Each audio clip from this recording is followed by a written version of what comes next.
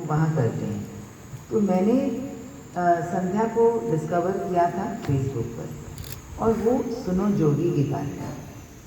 तो ये देखिए कि ये जो जोगी शब्द है, ये जोगी शब्द अपने आप में एक बहुत ही आकर्षक शब्द है।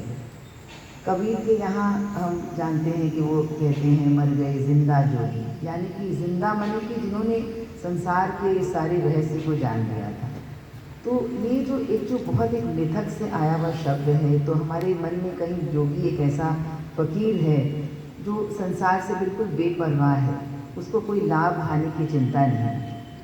आप हम सब जानते हैं कि हमारा जो समय है, जिस सभ्यता को हम जी रहे हैं, वो लगातार एक आइडिया ऑफ प्रॉफिट से वो मोटिवेटेड सभ्यता है। आप कोई भी काम करते हैं, आप कोई भी किताब भी पढ़ते हैं या कहीं जाते भी हैं, तो उसके पीछे कहीं ना कहीं की भावना रहती है कि इससे क्या फ़ायदा है। अब ये फ़ायदा मतलब ये नहीं कहती हूँ कि वो कोई इस तरह का फ़ायदा हो कि जिसको हम देख और छू सकते हैं, पर बहुत सारे तमाम फ़ायदे रिश्ते निभाने के लिए किए गए फ़ायदे उस कैटेगरी में आ जाते हैं। तो देखिए कि मतलब कि ये जो एक जोगी का जो कॉन्सेप्ट है, ये मेरे लिए एक ऐसा कॉन्सेप्ट था।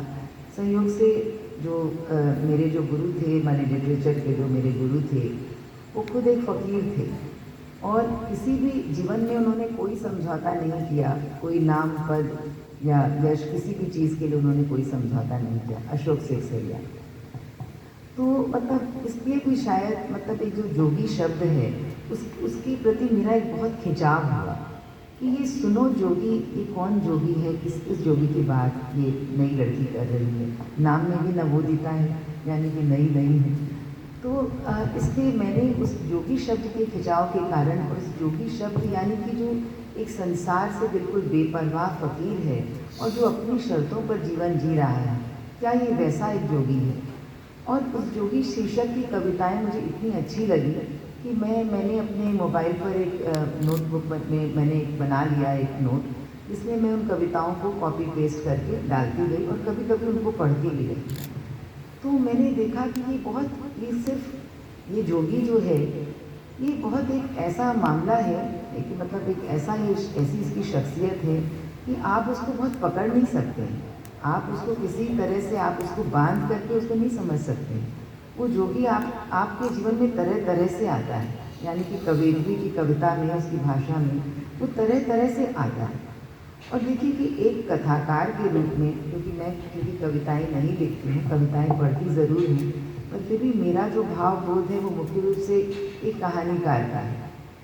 तो एक कथा लेखन के भाव बोध से ही ये कविताएं मुझे जैसे एक सूत्र में जैसे एक कहानी पूरी खोल देती है। तो ये इन कविताओं की ये भी मेरे लिए बहुत अपील थी। एक कविता है जिसको मैंने फेसबुक पर अपने वॉल पर मैंने कोट किया, तब तक मेरा संध्या से परिचय नहीं था। तो मैं वो कविता आपको बताऊंगी और ये भी बताऊंगी कि मैंने उस कविता को क्यों कोट किया। इस कविता का जिक्र लकीली किसी ने नहीं किया। कविता का शीर्षक है लड़ाइयाँ बहुत क्रूर होती हैं।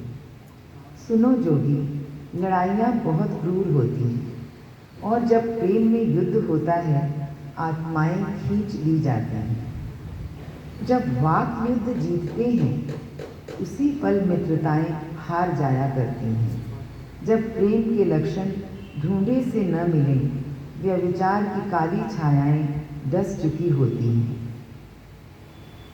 और ये तो पढ़ा था किसी ने कि ये छल छद्म धोखा और फरेब ये किसी प्रेम की शब्दावली नहीं, युद्ध की रणनीतियाँ हैं।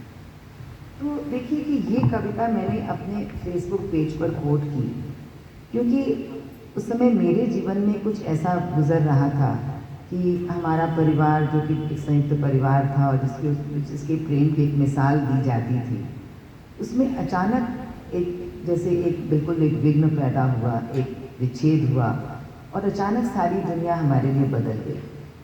तो अभी जब हम कह रहे थे, कोई कह रहा था हमसे पहले कि ये दुनिया जो है इस पर भरोसा करना बहुत मुश्किल है, माने कि हमारे सब हम जानते हैं कि जो हमारे सबसे निकट के हैं वही हमको धोखा देते हैं। तो लेकिन मैं हमेशा से ये सोचती आई और ये कहती भी आई, अपने किसी पुराने इंटरव्यू का एक कैप्शन ही किसी ने लगाया था कि लिखने के लिए दुनिया पर भरोसे की बहुत ज़रूरत है। उसका मेरे इंटरव्यू का एक कैप्शन था जो मुझे भी अभी तक याद रहेगा। तो मुझे लगता है कि लिखने के लिए कि भरोसे की ज़रूरत है, और कहीं हमारे अंदर ये प्रतीति भी है कि ये भरोसा कभी भी टूट सकता है। और जैसा कि हमारे साथ हुआ कि वो भरोसा टूटा, और ऐसा टूटा कि हमको कैकेयी याद आई, हमको धृतराष्ट्र याद आए। यानी कि देखिए, जो मिथक, जो कहानियाँ हमारे जीवन का बड़ा एक अंश होती हैं, जिन कहानियों को सुनते हुए हम बड़े होते हैं, और उसका कोई धर्म से धार्मिक मामला नहीं है, वो एक बिल्कुल आपका व्यक्तिगत मामला है कि आप किन किन आँखों से, किस अनुभव से आप जीवन को देखते हैं। तो मुझे ये लगा कि ये जो जोगी की कविताएं हैं, ये जोगी की कविताएं एक अपने आत्म से बहुत आगे पूरे संसार को लपेटने वाली कविताएं हैं। और कहीं ना कहीं वो जब ये कहती है, ये पंक्ति जब कहती है कि मित्रताएं हार जाया करती हैं और तलवारें खींच ली जाती हैं, तो उसके साथ साथ मतलब हम ये भी जानते हैं कि ये भी झूठ है, क्योंकि अंततः जो जोगी है वो इन सब जो संसार की ये जो तमाम विफलताएं हैं, रिश्तों का टूटना है, इन सब के बावजूद वो कहीं ना कहीं उस भरोसे की तलाश है। ऐसा मुझे लगा कि वो भरोसा हम किसी एक व्यक्ति में न पा करके, अपने आसपास के किसी संसार के किसी एक समाज या किसी एक उसमें कम्युनिटी में न पा करके, मतलब हम उस भरोसे की तलाश की भी कविताएं हैं। और मेरे लिए उन कविताओं की व्याप्ति बहुत ज़्यादा बढ़ती गई, और मैं जैसे जैसे इन कविताओं को पढ़ती गई तो मुझे लगा कि कहीं ये कविताएं, ये जोगी खुद संध्या ही है, यानी कि जो कवयित्री है वो खुद ही वो जोगी है, क्योंकि वो कई बार उसमें कहती भी है कि ये तुम मैं ही हूँ और मैं तुम ही हूँ। तो मतलब कि ये जो कविताएं हैं, इनकी व्याप्ति इस तरह की है कि वो कविताएं आपको अपने एक इस तरह से आपके आसपास को, आपके मन को इस तरह रोशन करती हैं कि उस अंधेरे में भी वो एक रोशनी की तरह आपको, क्योंकि इस जोगी शब्द में इतना एक खिंचाव है, जिसको हम टान कहते हैं, पता नहीं बांग्ला में कहते हैं, हिंदी में उसको रख पाएंगे कि नहीं। तो एक तरह की जो ये टान है इस जोगी शब्द में, वो टान जो है वो बड़ी बड़ी अधिक महत्वपूर्ण है।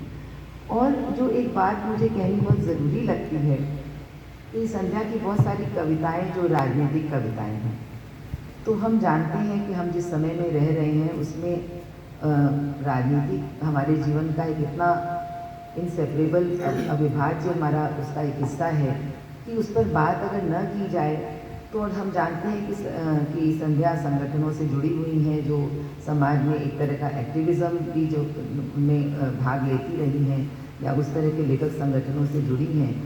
तो इसलिए राजनीति की बात करना कविता के लिए भी जैसे कि एक एजेंडा भी हो सकता है। यानी कि आप अगर राजनीति की, जैसे कि स्त्री के लिए स्त्री विमर्श पर बात करना, जैसे कि अगर संध्या की कुछ बहुत सारी कविताएं जो स्त्री विमर्श की कविताएं कही जा सकती हैं, जो स्त्री के दुख की बात करती हैं, और स्त्री होने की, यानी कि जो कविताएं हैं वो एक स्त्री की कविताएं हैं, यानी कि वो पुरुष की कविताएं नहीं है, वो एक स्त्री की कविताएं हैं। तो ये जो राजनीति और ये जो स्त्री की कविताओं का जो होना है, जो इनका ये जो एक एजेंडा है जो इसको बाध्य करता है, कहीं ना कहीं एक हमारे ऊपर, हर लेखक के ऊपर अपने समय का एक दबाव तो होता ही है। हम जो कुछ भी लिखते हैं, कहीं ना कहीं हम, जिसको एक अंग्रेजी में प्लेइंग टू द गैलरी कहते हैं, यानी कि जो समाज हमसे जो अपेक्षा करता है, कहीं ना कहीं हम उसको भी लिखते होते हैं। और उस उस फेंस को तोड़ना शायद इतना आसान नहीं होता, क्योंकि वो फेंस हमने खुद ही बनाई हुई होती है। कई बार ऐसा नहीं होता है कि कोई हमको कहता है कि आप उस तरह की फेंस बनाइए, लेकिन वो फेंस हमने कभी कहीं अपनी रचनाओं में, अपने भावबोध में, अपने शिल्प में, अपने लेखन में हम तरह तरह से ये फेंस बना लेते हैं। और कहीं ना कहीं हम समाज की एक मांग जो होती है कि हम कैसा लिखें, किस तरह लिखें, वो हमारे को कहीं ना कहीं वो हमको डिक्टेट करता है। तो मुझे लगता है कि संध्या की कविताओं में कहीं ऐसा भी मुझे लगता है कि है कुछ कविताएं जो मुझे न पसंद आए, क्योंकि उनमें ये भावबोध बहुत ही प्रकट रूप से है, बहुत मतलब एक वजन के साथ में है। लेकिन उसके अलावा ये जो राजनीतिक कविताएं भी संध्या की यहाँ हैं, वो इसका अतिक्रमण करती हैं, वो इसके आर पार चली जाती हैं, क्योंकि जो एक बहुत जीवन है, जो हमारे आसपास का जो जीवन है, उसके जो दैनंदिन के जो शब्द हैं, जो रोज़मर्रा का जो एक बिल्कुल साधारण सा जो जीवन है, वो जीवन भी इस राजनीति की कविताओं के साथ साथ वो आता है। वो खून का धब्बा कश्मीर हो गया। वो कहीं ये भी कहती हैं, वो बेराडेला की खान है, तरह तरह के वो ये कहती हैं कि कई तरह के जो हमारे समाज में चारों तरफ जो शोषण व्याप्त है, उसका बिल्कुल एक स्पष्ट खाका, बिल्कुल एक बिल्कुल सीधा सीधा खाका वो आपके सामने रखती हैं। लेकिन और बहुत सी ऐसी कविताएं हैं जिसमें वो इस राजनीति का जो एक स्त्री की होने की भी जो राजनीति है, जो स्त्री विमर्श की एक राजनीति है, उस राजनीति का भी वो अतिक्रमण करती हैं। और कहीं ना कहीं वो एक प्रेम की कविताएं बन जाती हैं, क्योंकि ये जो प्रेम है ये सब कुछ के बावजूद प्रेम है।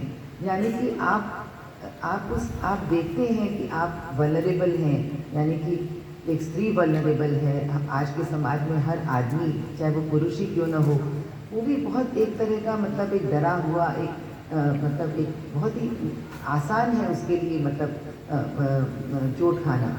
लेकिन उसके बावजूद भी वो कहीं आपको ताकत देने की कविताएं बनती हैं, क्योंकि वो प्रेम की कविताएं बनती हैं। मैंने ब्लर्ब में जो लिखा था, मैं थोड़ा सा आपके साथ में वो भी शेयर करना चाहती हूँ कि ये कविताएं जैसे पूरे ब्रह्मांड को घेर लेती हैं।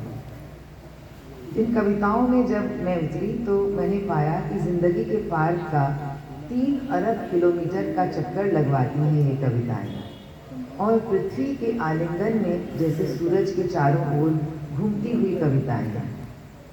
प्रेम की उदासी और दुख का पहाड़ा ये ऐसा हृदय विदारक है कि आप संतप्त होते हैं, क्योंकि इस यानी कैसी सच्चाई है, कैसी गहराई है इस भाषा में, जो रोज़मर्रा के जीवन की मामूली चीज़ों से होती हुई सुपर मून तक, जैसे वामन ने 3 डग में पूरी पृथ्वी नाप ली थी, उस तरह की ये कविताएं आपके लिए वामन डग भरती हैं। और इन कविताओं में जो कवि का आत्म है, ये अपने को विस्तारित करता हुआ जैसे समूची धरती का आत्म बन जाता है। इसलिए ये बहुत सहज रूप से वो सब कुछ कह पाती हैं, जो कई बार कविता बहुत मेहनत के बावजूद भी कहने से वंचित रह जाती है।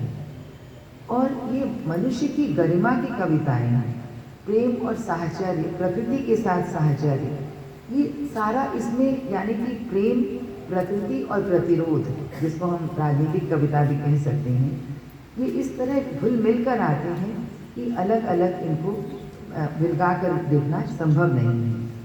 और भाषा ये वही भाषा है जिसको हम रोज़ बरत रहे हैं, कोई बनावट नहीं, कोई कविता बन जाने का ऐसा कोई आग्रह नहीं। तो ये जो अनुभव, जो कवि का जो अनुभव है और उसकी जो अभिव्यक्ति है, इसकी जो एक जुगलबंदी है, ये ऐसी है कि हम उसके ख्यालों की सीढ़ियाँ, यानी कि वो जो जहाँ से वो कविताएं जिस ख्याल से वो निकलती हैं, उन सीढ़ियों में हम उतर के उनके मन की गहराई तक हम पहुँचते हैं इन कविताओं के द्वारा। और मैं समझती हूँ कि मैं आलोचक तो बिल्कुल नहीं हूँ और कविता भी नहीं लिखती हूँ, बल्कि एक कहानीकार के रूप में भी एक इन कविताओं का कि मेरे लिए जो अपील थी, और ख़ास करके जो सुनो जो भी कविताओं की जो अपील थी और जिसके बारे में आपने बहुत कुछ सुना लोगों से, तो मैं समझती हूँ कि ये कविताएं एक बिल्कुल अलग किस्म की कविताएं हैं, यानी कि जो कविताएं हम आज तक पढ़ते आए। और इन कविताओं की जो व्याप्ति है वो बड़ी अद्भुत है। वो आपको बहुत तरह तरह के संसारों से गुजारती हुई कविताएं हैं। वो आपको कभी बहुत ही एक दिल के हल्केपन में उतार देंगी वो कविताएं, और कभी आपका दिल बहुत भारी भी कर सकती हैं। लेकिन वो कविताएं आपसे अपनी भाषा में अपनी तरह से बहुत कुछ बोलती हुई कविताएं हैं। बहुत बहुत धन्यवाद। हम कृष्ण जी को सुने।